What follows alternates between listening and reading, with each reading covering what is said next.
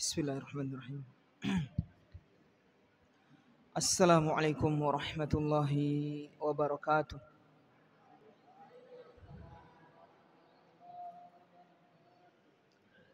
Innal hamdalillah nahmaduhu wa nasta'inuhu wa nastaghfiruh wa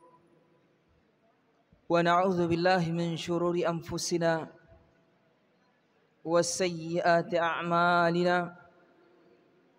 May yahdihillahu fala mudilla lahu wa may yudlil fala hadiya lahu. Asyhadu an la ilaha illallah wahdahu la syarika lah wa asyhadu anna Muhammadan abduhu wa rasuluhu la nabiyya ba'dah. Subhanaka la ilma lana illa ma 'allamtana innaka antal alimul hakim. Allahumma 'allimna ma yanfa'una wanfa'na bima 'allamtana wa zidna ilman ya rabbal alamin. Alhamdulillah, para ikhwan dan akhwat, santri dan santriwati yang dimuliakan Allah Subhanahu wa taala. Pada malam yang berbahagia ini kita dipertemukan lagi oleh Allah Subhanahu wa taala, Zat yang Maha Penyayang, untuk melanjutkan kajian kita, yaitu membaca kitab Adabul Masyi ila Shalah, adab pergi ke masjid untuk melaksanakan solat, yang ditulis oleh Asy-Syaikh Al-Imam Al-Mujaddid Muhammad bin Abdul Wahhab rahimahullahu ta'ala, penulis kitab yang terkenal yang bernama Thalathatul Usul dan Qawaidul Arba'. Jadi seorang ulama yang mulia ini, Syekh Muhammad bin Abdul Wahhab, juga menulis beberapa kitab tentang ilmu fikih. Jadi beliau tidak hanya menulis ilmu yang berkaitan dengan akidah, tauhid, tapi juga menulis ilmu yang berkaitan dengan fikih. Tapi kalau kita lihat kitab-kitab fikih yang beliau tulis, yaitu fokus pada pembahasan yang urgen, yang sangat penting di dalam ibadah. Jadi beliau dalam kitab ini membahas tentang sebelum kitab ini kita telah menyelesaikan kitab Syurutus Shalah, yaitu kitab yang membahas tentang syarat sah solat, rukun-rukun solat, perkara yang wajib di dalam solat. Kemudian dalam kitab ini beliau merinci hukum yang berkaitan dengan solat, tapi fokus pada perkara yang penting. Di antaranya tentang adab-adab sebelum memulai solat. Juga dalam kitab ini membahas tentang perkara penting dalam solat berjamaah, kemudian solat-solat yang sunnah. Juga membahas tentang zakat dan puasa. Mudah-mudahan Allah Subhanahu wa taala memberikan kepada kita kekuatan dan kesempatan, hidayah taufiknya untuk menyelesaikan membaca atau mempelajari kitab beliau ini. Baik, pada pertemuan sebelumnya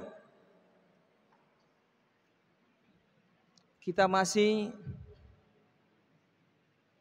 membahas tentang adab sebelum memulai solat, atau adab pergi ke masjid. terhenti kita pada perkataan beliau tentang doa yang seharusnya dibaca oleh seorang muslim ketika dia menuju masjid atau keluar dari rumahnya. Di antaranya doa yang beliau paparkan dalam kitab ini adalah Allahumma ja'al fi qalbi nuran wa fi lisani nuran wa ja'al fi basari nuran, dan seterusnya. Dalam riwayat yang lain ada lafaz yang agak berbeda dengan lafaz yang beliau sebutkan ini. Yang mana saja yang kita hafal, amalkan, maka sah insyaallah. Kemudian beliau juga menyebutkan perkara yang sunnah ketika memasuki masjid. Kata beliau di sini, fa idza dakhala al masjid istahabba aw istuhibba lahu ay yaqdima aw yuqaddima rijlahu al yumna. Sunnah hukumnya mendahulukan kaki yang sebelah kanan. Kalau diperhatikan santri-santri semua, kalau mau masjid perhatikan kaki mana yang duluan masuk. Khalid, kaki apa yang duluan masuk Khalid ke masjid? Kaki kanan. Dan di sini memiliki pahala tentunya, karena ini sunnah Rasulullah sallallahu alaihi wasallam. Kemudian muncul pertanyaan, batasan masjid sehingga kita bisa mengamalkan memasukkan kaki yang sebelah kanan sampai di mana Ustaz? Misalnya di masjid sini, apakah teras atau pas masuk di pintu situ?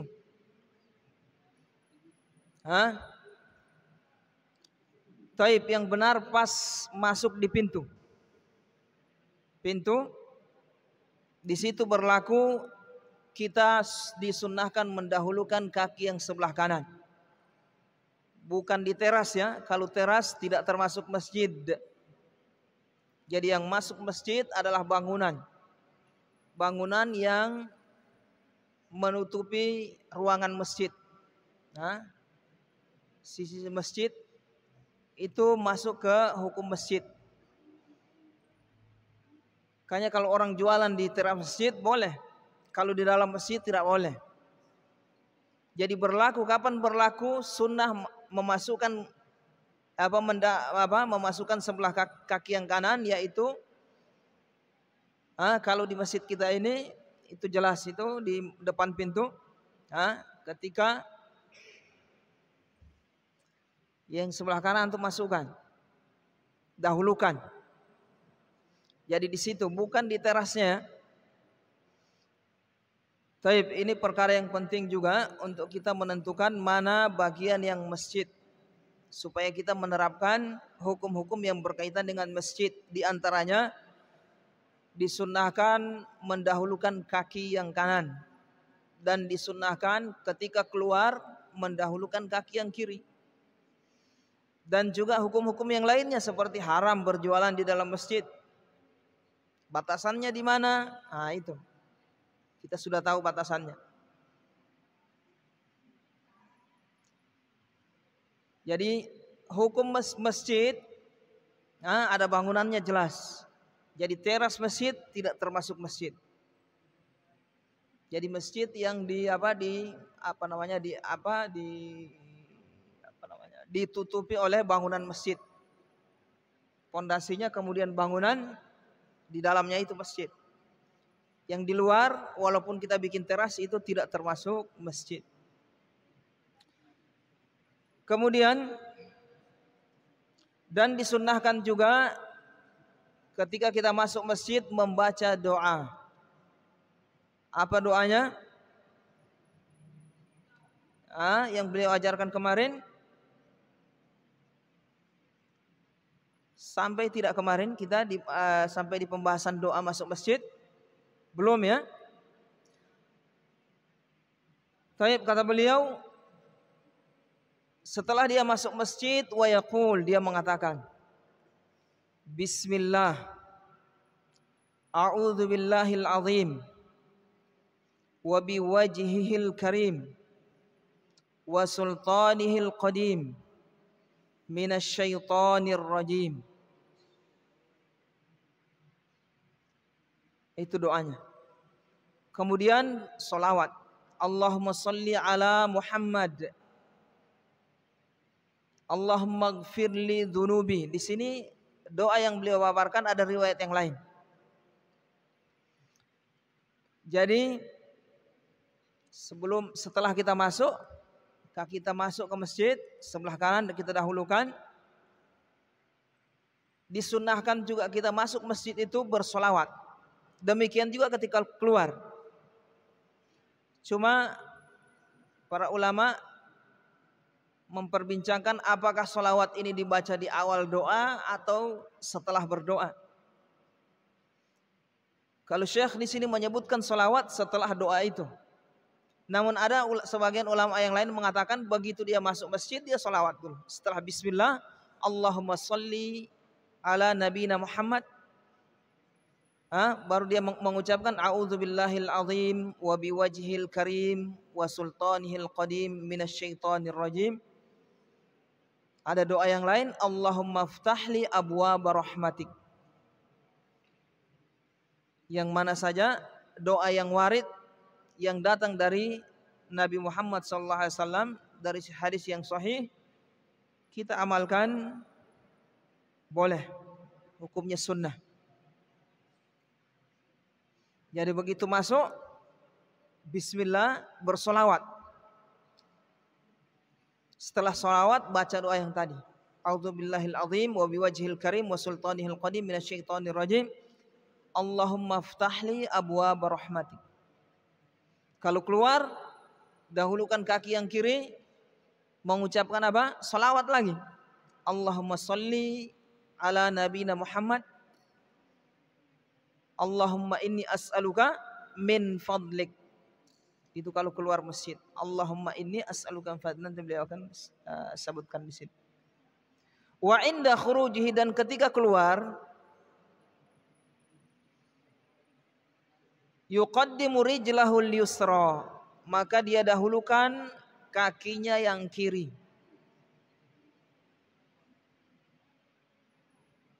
Kalau ada yang bertanya apakah ini berlaku untuk masjid hanya masjid Ustadz, apakah bisa untuk yang lain? Kata para ulama berlaku juga pada tempat-tempat yang lainnya. Seperti rumah, masuk rumah dahulukan sebelah kanan, keluar sebelah kiri. Mereka kiaskan tempat-tempat yang baik, memasuki tempat yang baik.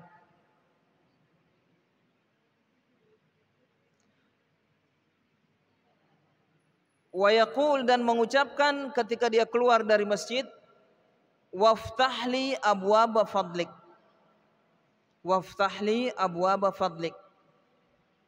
Setelah dia berselawat, kemudian kata beliau, wa idza dakhalal masjida fala yajlis hatta yusalliya rak'ataini.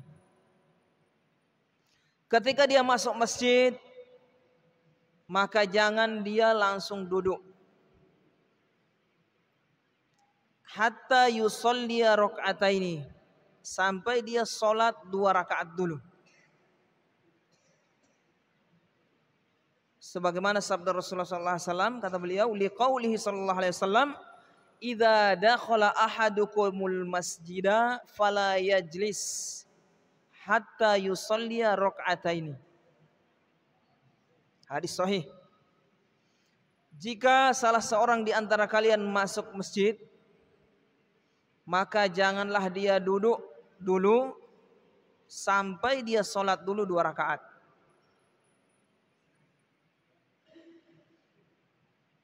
Subhanallah. Jadi sebelum masuk masjid sudah ada adab. Pada pertemuan sebelumnya mulai dari rumah itu. Adabnya apa dari rumah? Siapa yang masih ingat?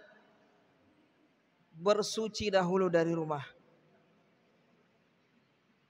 Sedang berhadas, wudhu dulu. Hadas kecil, hadas besar ya mandi dulu. Ada najis di badan, dibersihkan dulu.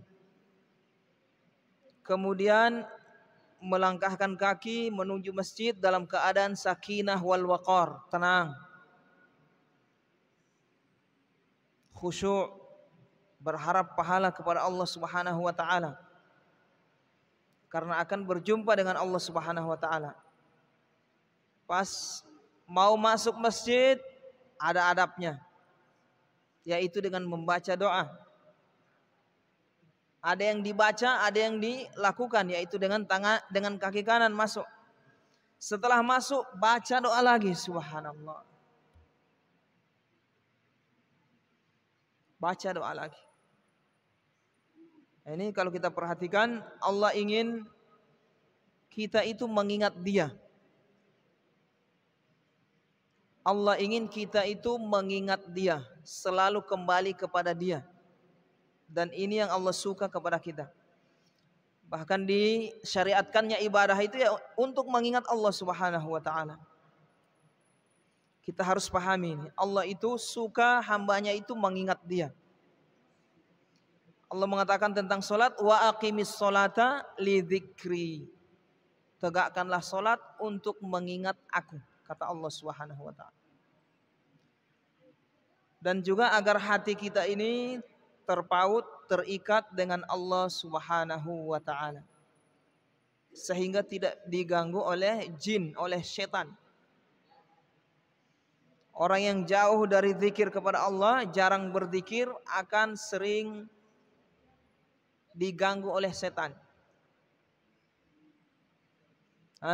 Makanya tidak heran ketika orang jarang berzikir, dia cenderung buat bikin maksiat itu, bikin dosa.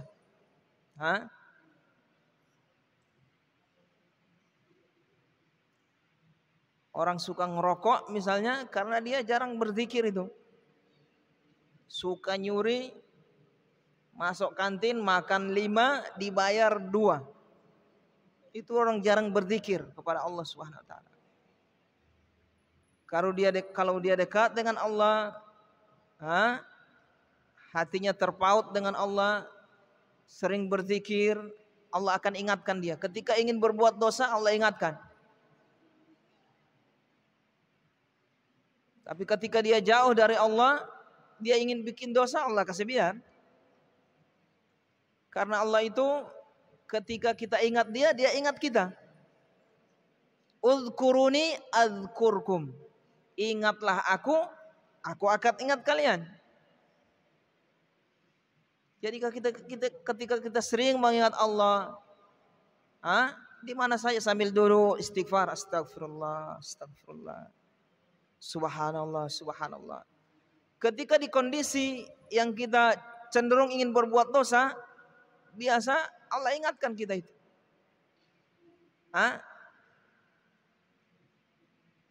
Allah ingatkan, akhirnya tidak jadi bikin dosa. Tapi ketika orang itu tidak biasa mengingat Allah, jauh dari Allah, bikin dosa, Allah biarkan. Wa may ya'shu an dzikrir rahman nuqayyid lahu syaitana. Siapa yang ya'shu, tidak mau berzikir, enggan berzikir kepada Allah, enggan berzikir kepada Ar-Rahman, nuqayyid lahu syaitana, kami akan membiarkan setan menggoda dia, menyeret dia. Fahuwa lahu qarin, setan itu akan menjadi teman. Perhatikan santri. Antum biasakan dari kecil berzikir kepada Allah supaya besar tumbuh di atas zikir kepada Allah Subhanahu wa taala. Jangan biasakan bikin maksiat, bikin kelalaian, bikin dosa.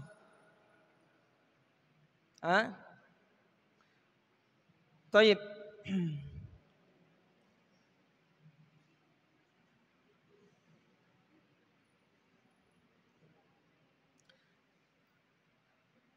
Idza dakhala ahadukum masjid, jika kalian masuk ke masjid, maka jangan dia langsung duduk dulu sebelum dia menunaikan sholat 2 rakaat. Secara zahir kalimat yang agung ini dari Rasulullah SAW,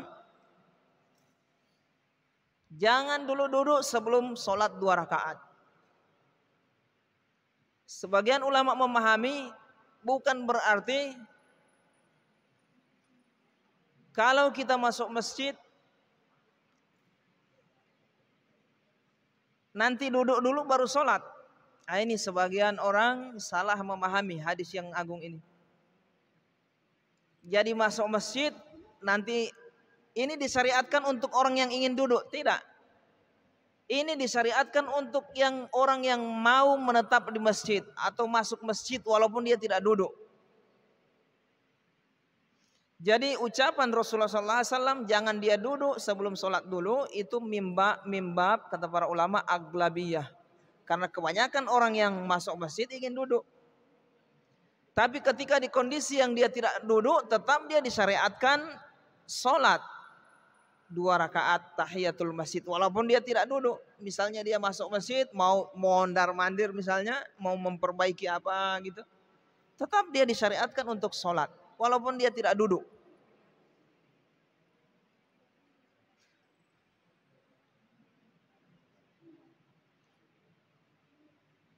Taib, kemudian kata beliau, subhanallah, wa yashtagil bi dzikrillah au yaskut. Setelah dia masuk masjid, sholat 2 rakaat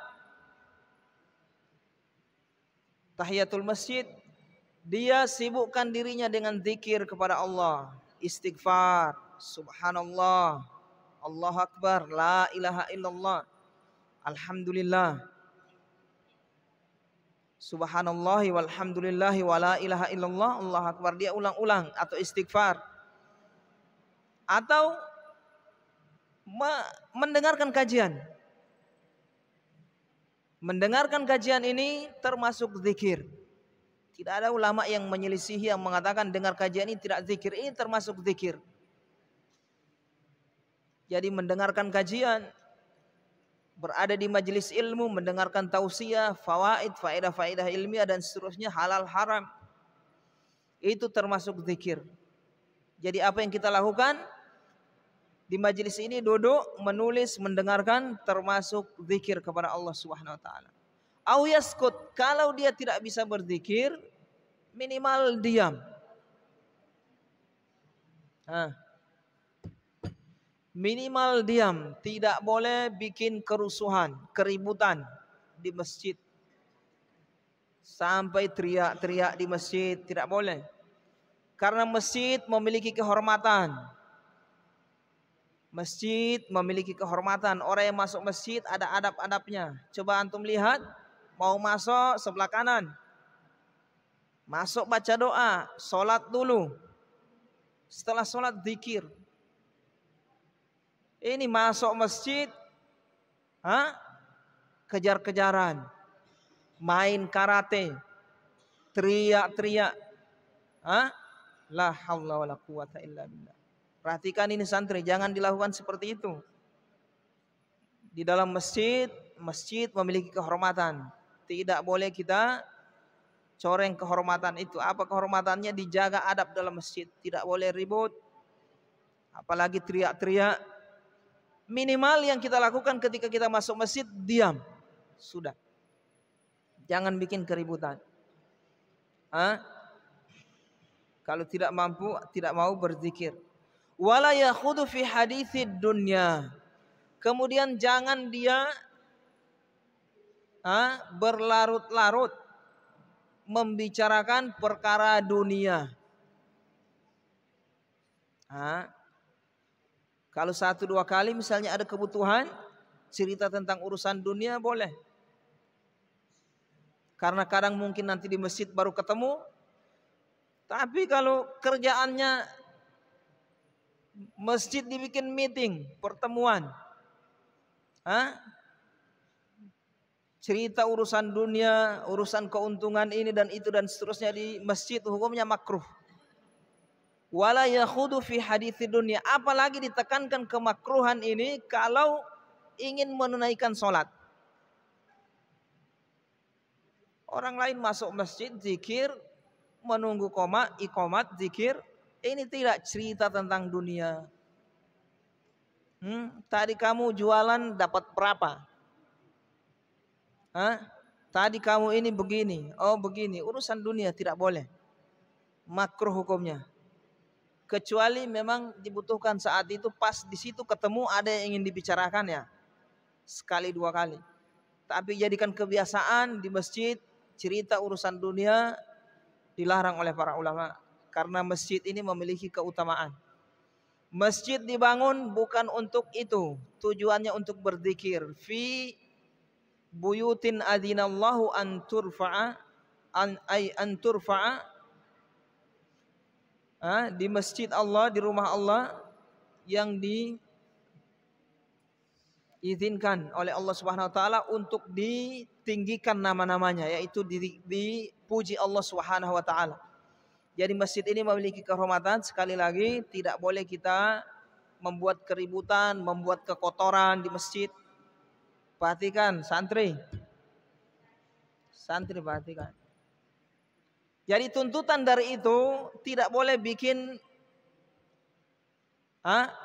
kotor, baik sesuatu yang bikin kotor masjid yang bermakna, yang sesuatu yang maknawi atau makna yang hissi. Kalau sesuatu yang membuat kotor masjid bermakna hissi seperti taruh tai di masjid, haram. Kalau ini sudah jelas haram. Atau buang kotoran, sampah juga tidak boleh ya ikhwan akhwat. Perhatikan. Masjid memiliki kehormatan. Kalau antum lihat ada kotoran, ambil. Sampah ambil, terus taruh di sampah. Ini sembarang makan makanan ringan, snacknya dibuang sembarang, terus ditumpahin kuah apa, la haula wala quwata illa billah. Ini tidak boleh, ikhwan. Santri tidak boleh ya. Dimurkai oleh Allah Subhanahu wa taala nanti kita di sini. Kita jaga bersama, jangan dikotori masjid. Masjid ini memiliki kehormatan di sisi Allah Subhanahu wa taala. Maka hendaknya kita juga menghormati masjid. Kita jaga kebersihan masjid baik dari sisi hissi maupun maknawi. Maknawi tadi seperti bikin keributan, kejar-kejaran, teriak-teriak, kayak orang yang di pasar teriak, tidak boleh itu. Taib.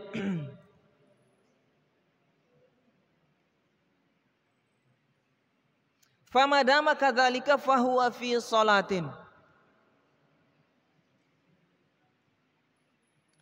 Kemudian ada perkara yang teringat atau saya ingin berikan tanbih atau peringatan kepada santri semua, baik santriwati maupun santri, untuk menjaga kebersihan masjid atau pondok ini.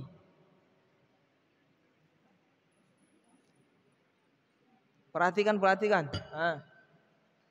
Yang senang makan snack, kalau antum makan snack, snacknya dipegang dulu. Kemasannya, jangan langsung sembarang dibuang. Terus cari tempat sampah, dibuang di tempat sampah. Perhatikan, kalian santri itu harus terdepan orang yang mempelopori kebersihan. Kalah sama orang yang di luar sana. Jangan. Jadi kalau antum makan snack, pegang dulu snack kemasannya.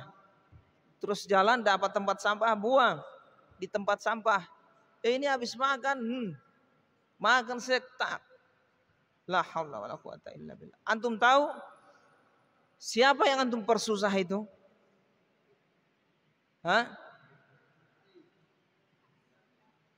Antum bersusah teman-teman antum yang lain yang ingin yang petugas kebersihan. Tapi kalau bersih sedikit yang dia bersihkan, sedikit kerjaannya. Ini tiap hari. Bahkan saya pernah temukan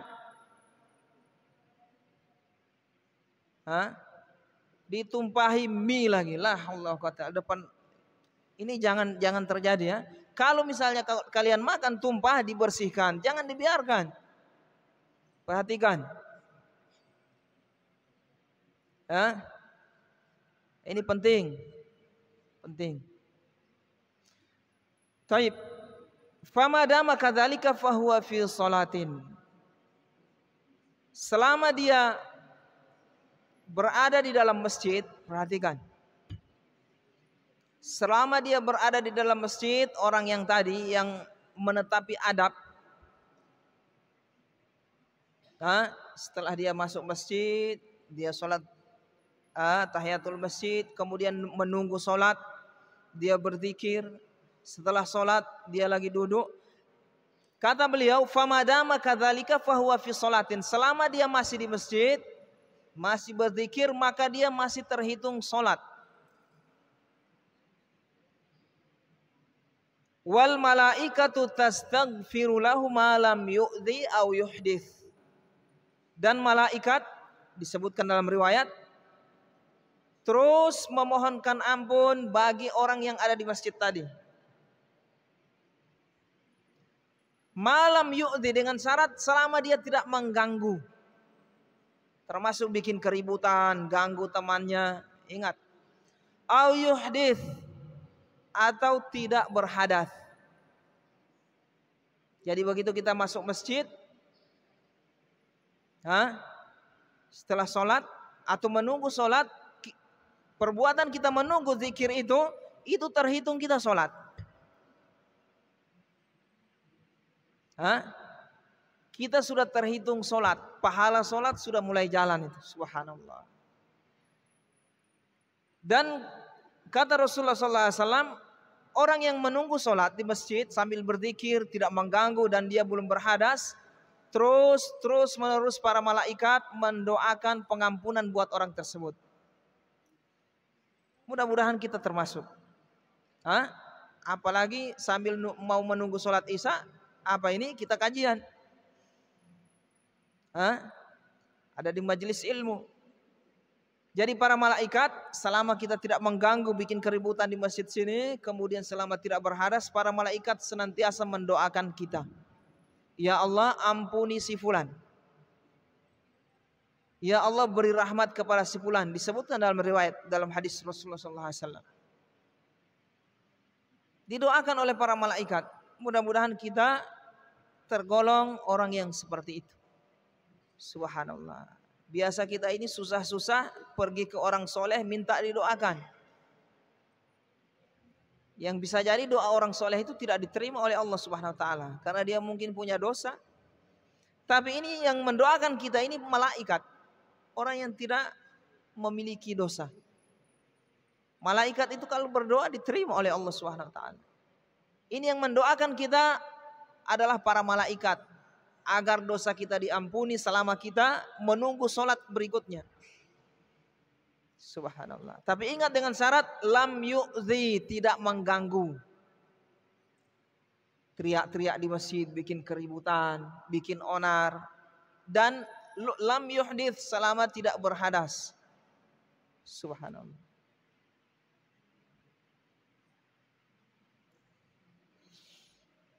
Kemudian alhamdulillah selesai. Jadi adab menuju masjid untuk menunaikan sholat, alhamdulillah selesai. Pembahasan berikutnya masuk ke sifatus sholah. Sifat sholat Nabi Muhammad SAW. Jadi Syekh Muhammad bin Abdul Wahab rahimahullah ta'ala membuat bab di kitab beliau ini dengan judul Babu Sifatis Sholah. Bab tata cara sholat, kaifiyat sholat atau sifat sholat Nabi Muhammad sallallahu alaihi wasallam. Kita lanjut. Yustahabbu ayyakuma ilaiha inda qaulil muadzin qad qamatis sholatu in kanal imamu fil masjid. Disunnahkan, kata beliau, dianjurkan ayyakuma ilaiha, orang yang ingin menunaikan sholat ini berdiri. Inda qaulil muadzin, pada perkataan muadzin qad qamatis shalah. Jadi begitu muadzin mengatakan qad qamatis shalatu qad qamatis shalah, kita sudah berdiri itu.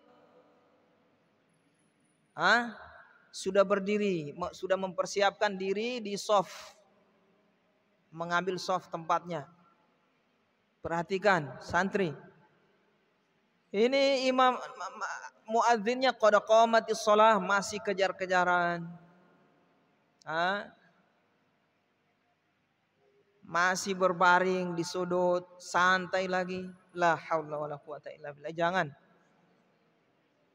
Perhatikan santri, jadi begitu muadzinnya sudah iqamah, antum sudah harus di depan, di shaf, sudah siap. Bahkan yang bikin riskan apa? Imamnya sudah berdiri di depan, masih aja lambat, sengaja memang. Nah, ini termasuk sifat apa? Sifat meremehkan. Tidak boleh seperti itu. Jadi begitu muadzinnya mengatakan qad qamatis shalah, kita sudah pada lafaz qad qamatis shalah kita sudah harus siap, sudah berdiri menuju shaf kita masing-masing.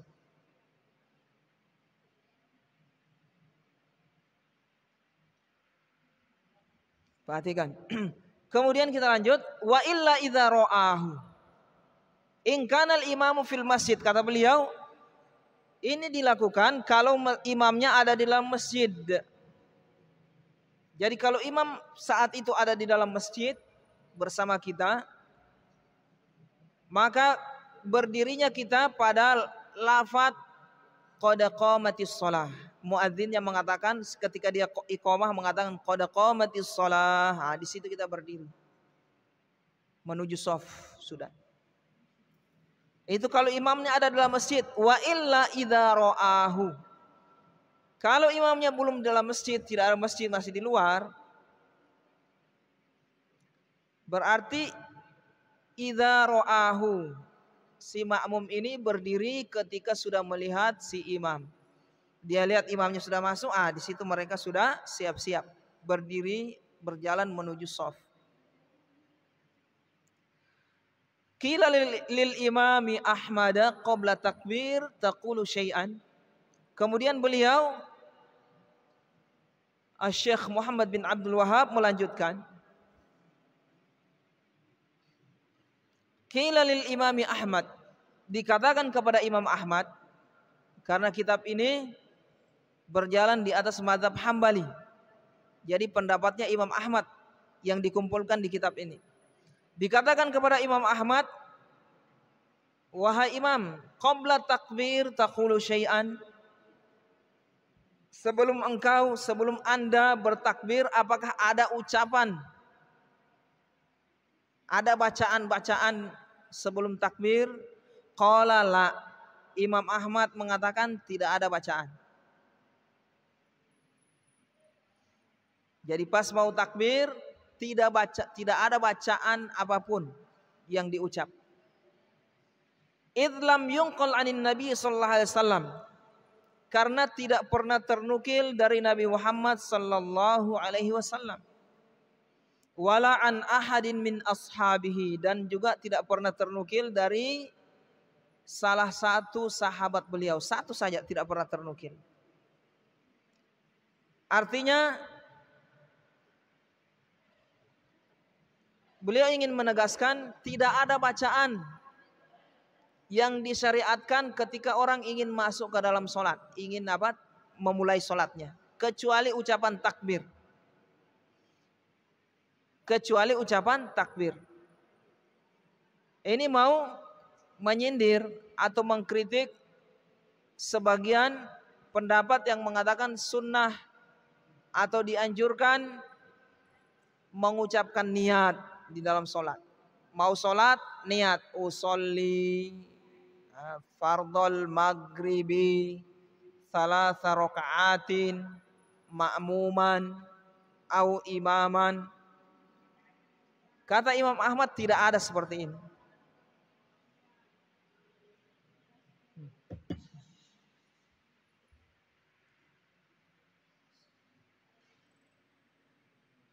Gimana ini orang jauh dari Kayu Adi ini datang sini cuma main-main.